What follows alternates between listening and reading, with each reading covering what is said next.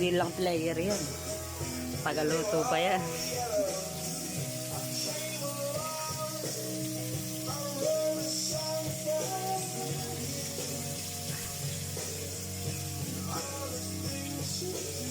Guys! Welcome to my guys. Ito po yung buro ng Pampanga. So, luluto ako. Maraming sili, maraming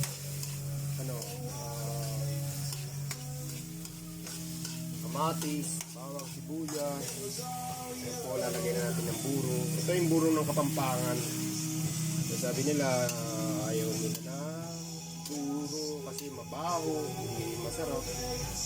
Siguro, una lang naman yan. Pero pagka natikman nyo yung luto ko, makakalimutan nyo yung masyado po. Grabe.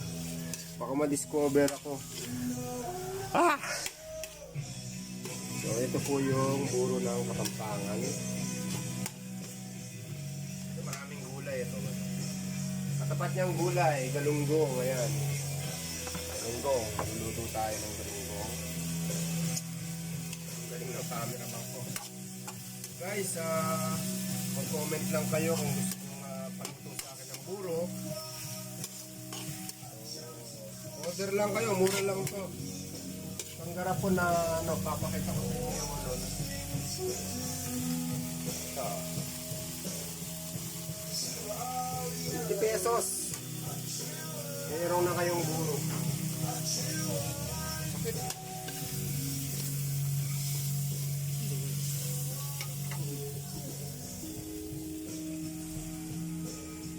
Bango. Bango. Bango po ang buro ko. Ibang burong tinuturo mo, bantot yan.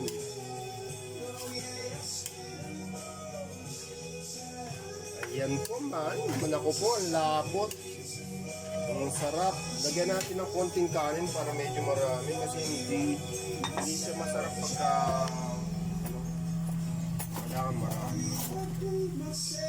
Ating kanin.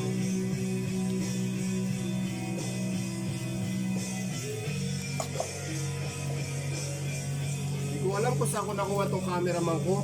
Pinapahirapan ng sarili. So guys, suggest lang kung gusto nyo umorder ng buro, order na Chris Buro. Hindi lang mabango, masarap pa. Ayan o. Yung nito, yung sili nito talagang nanunuot sa lalamunan. Sarap, mapapakain ka ng marami. Lagyan natin konting magic sarap.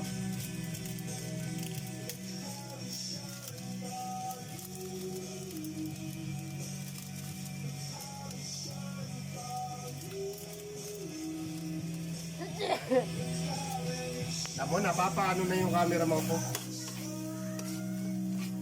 Ayan, hintayin lang natin madurog yung laman ng mga isda-isda. Ito yung binuto to, mga